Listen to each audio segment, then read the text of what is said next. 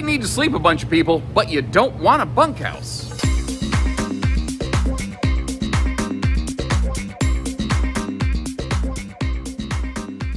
Hi everybody, welcome back. Josh the RV Nerd here once again with Bishop's RV. Taking a look at some new models down here at Forest River. Today the 42 DMS, either called Salem Villa or Wildwood Lodge. Two names for the same thing. One has blue stickers, one has orange. Available in both tin skin and fiberglass, by the way. This is kind of a rework of their previous model, the 42 QBQ, which had a posing slide bunk room in the back. So this one can still sleep extra people, but it does so without bunks, because this is a two full bedroom, two full bathroom, almost like European efficiency apartment kind of camper, where you've got a shared super slide kitchen in the middle, and this has an 8-foot ceiling, so it feels nice and big inside. But you've got the full versatile bed in the back with a full bathroom and shower. You have the full versatile bedroom in the front with full bathroom and shower. The front bedroom has that full front storage closet like you'd almost expect on a fifth wheel. The rear bedroom though, the entire campsite wall of this thing is just pure storage.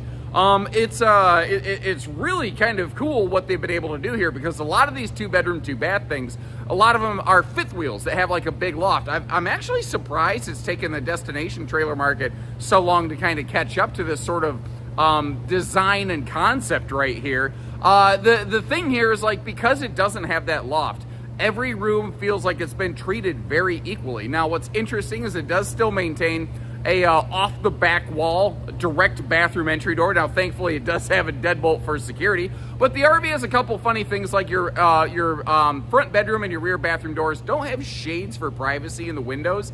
And, you can overcome little stuff like that, but trying to show you what they do and what they don't do, that's what I want to do in this video today. So if you like the look at what's new here, if you appreciate the candor and the clarity, make sure you hit that subscribe button, follow along, and let's get in there, because we've got a lot to cover. This is a long sucker.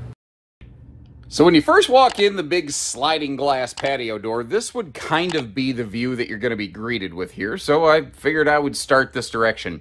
Now, your Salem Villa or Wildwood Lodge, which again, two names for the same thing. I'll probably repeat that 100 times through this video because not everybody realizes that. They are a trailer really made for being there, not getting there. It's not something made with the expectation that you're really actively towing it around. Actually, a lot of people that buy these from our stores, they don't even have tow vehicles. And right now you're going, huh? They're the type of RV that we tend to have delivered to a customer's site for them. And that's it. They just show up and visit. The places where RVs like this are used, a lot of times you actually may purchase or lease the property and then put the RV on it, and often those whole properties and RVs and everything get sold sort of all together. It's just a different type of RVing for sure. Now, it's got the little elevated destination kind of dining bar right here that I've makeshifted into my little laptop nerdy desk today. But I suppose if you really need to, if you're a laptop warrior, that gives you a little bit of sense of scope and scale right there. The thing is here, you're going to start to sort of bleed the lines between a more stationary lifestyle, travel trailers, and fifth wheels. It's a very different kind of thing. We've got bigger residential sized, microwave, refrigerator, and that is a legit residential refrigerator. That's also something to consider. It's not the type of RV that you're going to boondock with. It's just not really what this is made for, unless you spend some serious money doing some serious upfits. But along with that, since it doesn't need to be mobile, it can be shaped exactly like a brick, which is one of the most space efficient shapes for designing stuff. So we've got an 8-foot ceiling in here. Basically, it's kind of funny. Fifth wheels are known for having these big, expansive, open ceilings, but every fifth wheel, you have an upper deck, and usually that's where your bedroom and bathroom are located. So your bedroom and bathroom in fifth wheels are often shorter than a lot of travel trailers. You won't have that problem here. So if you're extra tall and you're not moving the RV around, this gives you 8-foot ceilings in every area of the RV, including both showers, because this is a 2-shower kind of rig. Now, one of the things I want to mention is when you have this much cubic foot of space, it can be a lot to keep it cool. So having things like the dual air conditioners and these destination trailers are now outfitted with the RV airflow system. If you're not familiar with that, for a lot of years that was an aftermarket way that you could enhance the effective efficiency of your RV without actually like throwing an extra air conditioner on it or anything like that. And people that I've talked to, they're like, no, those things are legit. They really do an excellent job. Well, that's now part of these things right here. Just to, you know, help keep you a little bit more comfortable. You'll find that very often on the like Heritage Glen Hemisphere fifth wheels, as well as the View models with all the crazy like hidden rooms and all that sort of stuff. So sliding back here, again, instead of a bunk room, what this one has is a full-on second bedroom. And what you're going to find is that both bedrooms are given some pretty equal treatment. They both have that VersaTilt bed right there that can, you know, slide up out of the way a little bit. And it was that VersaTilt system that allowed this floor plan to essentially do what it does. Otherwise, it would have been a little more problematic. Now, looking here, one of the other things that I like is they gave us some good storage. I will mention, though, to access the storage under the bed, one of the things you really need to do is you have to have the VersaTilt in the down position. You also don't want to be on the bed, occupying the bed, while that VersaTilt mechanism is going up and down. It's not designed for that. It's not designed to carry people weight, just a mattress or a mattress topper or something like that.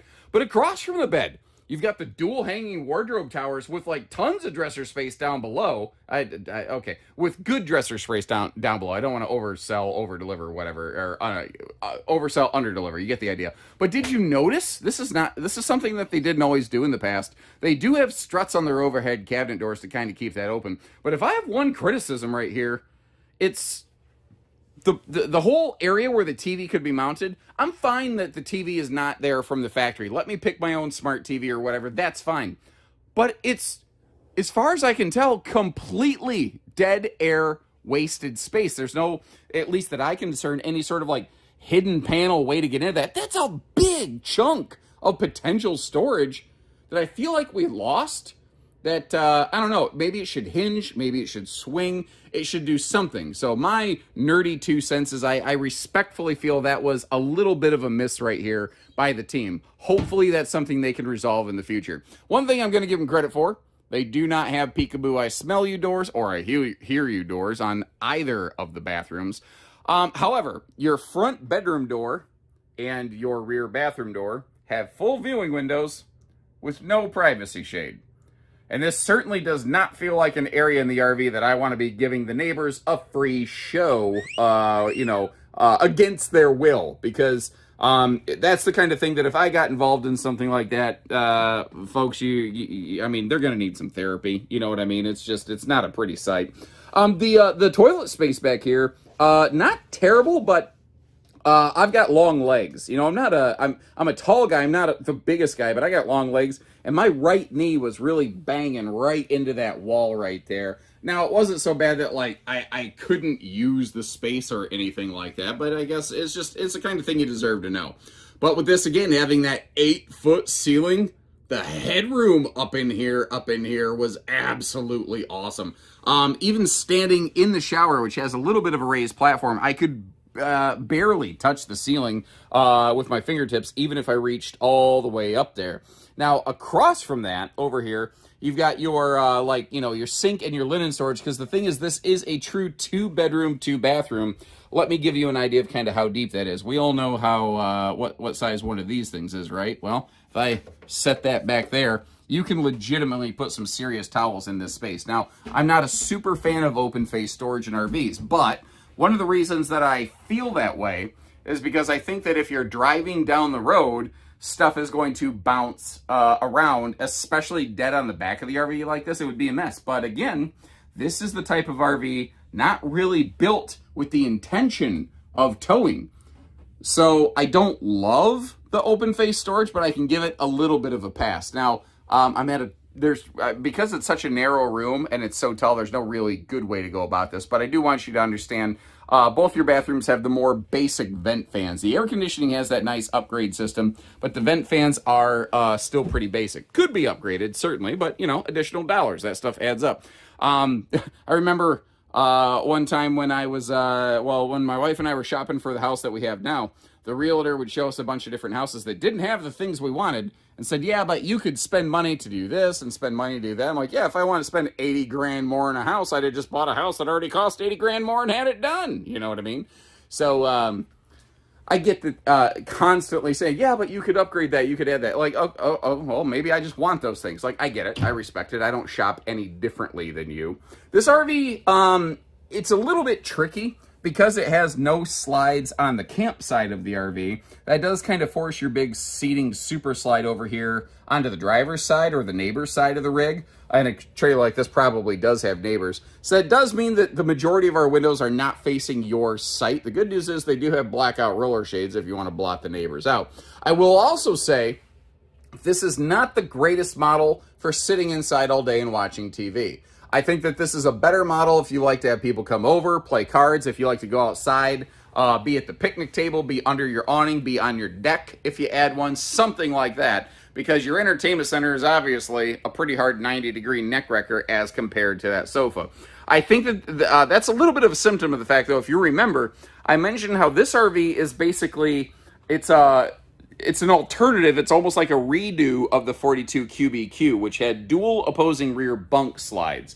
I don't know that the focus historically on a lot of bunkhouses has been amazing entertainment centers. But, you know, this is what we got, whether you like it or you don't. I don't know. Leave me a note. Let me know. If you think it's terrible, that's okay. Leave me a note. Tell me it's terrible. I'm not going to be offended. Now, by the way, sometimes folks will see little things. Like if you look at the valance above the window, you can notice how there's a gap on one side and not the other. And they presume, which I think is fair, that there's something wrong with the slide. And there's not. This is a floor flush slide out. And it can't be perfectly straight in and out square as a result of it being floor flush. It does have a little bit of a taper, not to mention that creates water runoff if you do have any sort of, you know, rainy day situation going on. Where are the kitchen power outlets? Are they under the overhead cabinets? Where are the kitchen power outlets? Why do I not see a whole lot of kitchen power outlets? Hold on. We're going to go on a bear hunt here. We're going to try to find a couple of these things. Where are... Holy cow. Seriously, guys. Okay, so there's a bank of them down there, but there's none up here? Tell me I missed something. Tell me I'm just stupid and I missed something. Hold on. Okay, well, I don't see appliance outlets over here in the kitchen proper. Now, what you do have, obviously, you've got the big bank of outlets there, and you could run a power cord through that. I suppose you could work around that. I don't know that I love that, especially since that's a stick-built wall. It's a wood-studded wall every 16 inches on center. Yeah, I would think they maybe should be able to put some outlets somewhere, but I don't know. Maybe not. Maybe I don't know. Maybe I'm wrong and I'm stupid about that. I'm not sure. But again, I hope you appreciate that. I'm trying to look at this thing the same way that I think you would. So kind of on that note, cracking open all the storage here. The kitchen storage is actually not too bad, and I'm going to give them some credit. They did some good things, like, you know, under the sink, there's plenty of space down there for a big wastebasket. It doesn't have a ton of drawers. It kind of just has, like, one big drawer, so I don't know. Maybe that's not exactly your preference or anything like that, but overall, there is decent space to be able to store everything. Now, I do also want to mention this RV is the type of thing, because of the size and the shape and the layout, a lot of people, I think, look at something like this and go, oh, well, could we use that like a house? It's not really intended for something like that. It's sort of intended for come-and-go visits during a season as it's sitting at its destination. And I understand that as I say that, that may disqualify some people who were potentially considering buying this RV, but I really try to practice setting good, realistic expectations for things so you know what you're getting into. By the way, that's not carpet. It's a marine woven floor. And that sofa is not bolted to the floor whatsoever. If you want to take this furniture out and replace it with something else, you totally could. I also want to mention, in case you're curious what was behind the sofa, that is the sliding screen door for your big sliding glass patio door over here on the right-hand side of the screen in just a second. They ship those over here so that they, you know, don't get damaged or anything like that. They used to ship them under the bed, but idiots like me would lift up the bed without checking and end up bending the bejesus out of the screen door, so they don't do that as much anymore. Moving up front here. The front bathroom, one of the options that you can get on these, and it's kind of interesting because it's only the one bathroom on this floor plan, even though it's a 2-bathroom model, is you can replace the traditional RV toilet and black holding tank with a residential toilet and no holding tank. So if you have on-site direct plumb sewer, a little bit more like a house, you can actually order these with that sort of feature applied to it. Normally, though, this would have an RV toilet with a black holding tank. So the RV that we're looking at today actually has 40 gallons of black tank capacity because it has a single holding tank in the back. By default, it would have 80 because it would have a 40-gallon black tank for both bathrooms. I'm not in love with the fact that we don't have a medicine cabinet in this bathroom. That is something I think would be really handy, although I am kind of a dumb sucker for those little glow beam lights right there. I really like those. And man, they crank out some serious light. But once again, some crazy headroom in that shower. I don't know, maybe that could be a little bit of a medicine cabinet, but that feels more like you're going to use it for linens, in my estimation, anyway.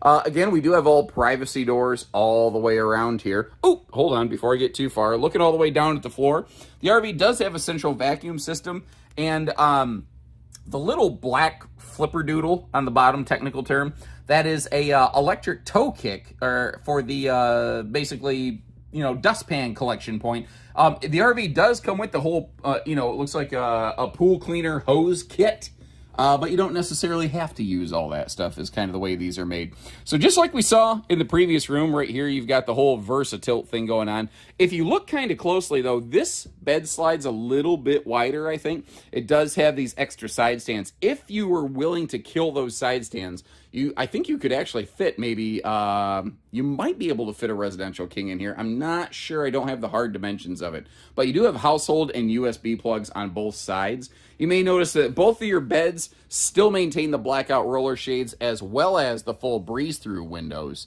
which is, you know, obviously kind of handy. Now, very similar to a fifth wheel, the whole front of this thing is just one giant closet. Even the section on the right, you kind of have to reach around the corner to get into it, but when this middle panel slid out of the way, it's not too hard. Again, just to kind of demonstrate the fact that we do have the blackout shades here. Stay down.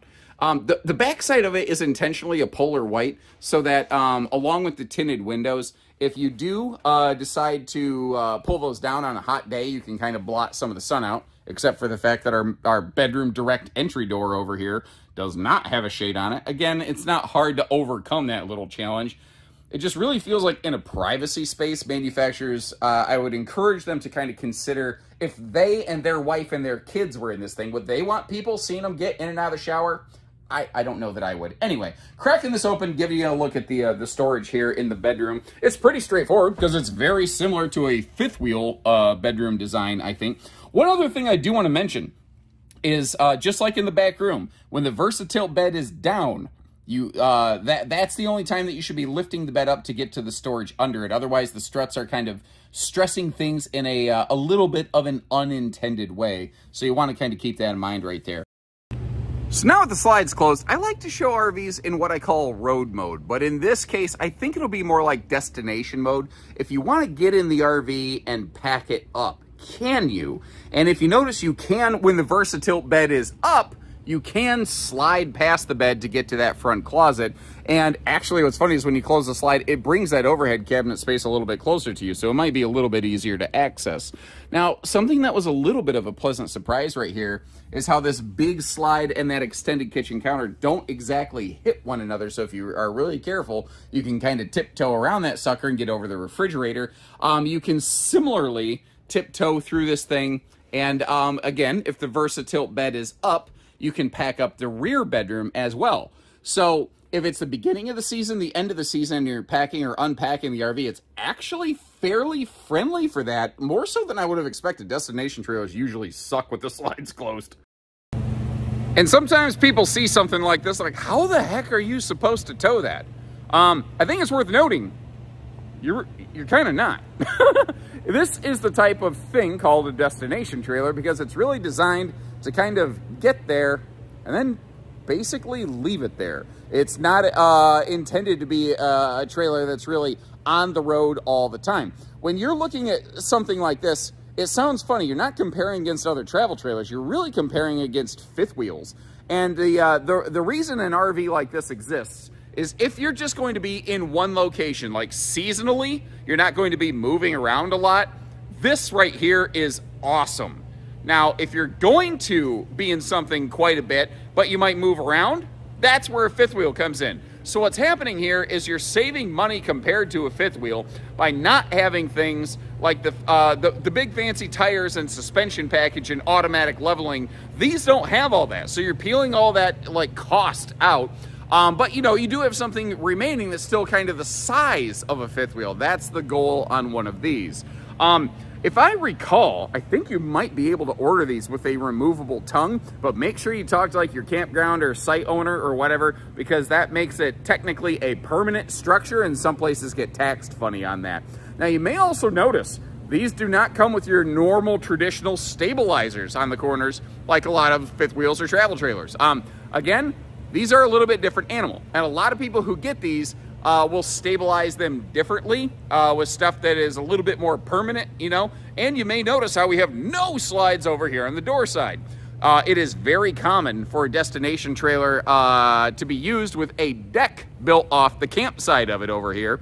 And that's part of the reason it also has that sliding patio door. And that's also the reason that you may notice it's not outfitted with like those Morride or those Lippert folding stable steps. It's got the old style skirted steps. So you can get in and out of the RV if need be, but you can also build a deck on it and still get in and out of the rig.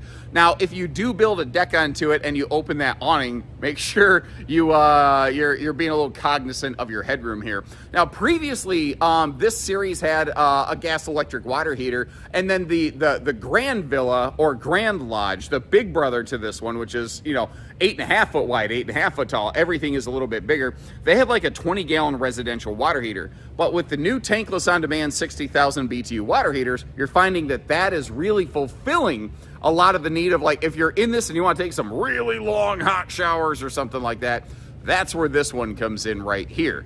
Now, it looks like they shorted the awning, but you got to remember the size of this rig. It's not a small awning. It's just an exceptionally long sidewall. So it has the same, frankly, it's got a bigger awning than a lot of fifth wheels have. It's just got more flat sidewall space than a lot of fifth wheels also have. And again, that rear door, that does have deadbolt entry. They did stick with the same skirted style steps back here. You may want to build like a set of steps off the back if you ever plan to use that door. Otherwise, you may just leave it locked all the time. Optional slide awnings are available here. Fiberglass is another option that is available here on these things. The one thing I'll tell you here is, you know, every RV has its ups and its downs.